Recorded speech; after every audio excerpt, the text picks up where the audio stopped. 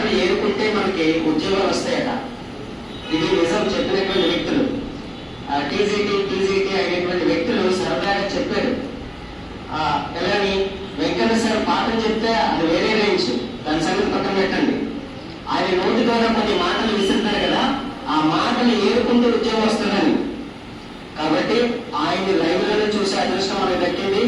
ఆయన మాటలు, ఆయన పాఠాలు మన కళ్ళతోనూ, చెవులతోనూ, మనసుతోనూ ఏరుకునే అవకాశం దక్కినందుకు అదృష్టంగా భావిస్తూ, ఈ అదృష్టాన్ని మరో అవకాశంగా మలుచుకొని ఉద్యోగం సంపాదించుకొని జీవితంలో స్థిరపడే ఒక దారిగా మనం పొందాలని ఆకాంక్షిస్తూ, ఈ మనకి ఉద్యోగం సంపాదించుకునేటువంటి మార్గంలో ఇంకేమైనా చిన్నగా ఉండిపోయినటువంటి ఆ డౌట్స్ ని క్లియర్ చేయాల్సిందిగా, అందరికీ శుభాశీస్సులు అందించాల్సిందిగా డాక్టర్ వెంకన్న గారిని ఆహ్వానిస్తున్నాను.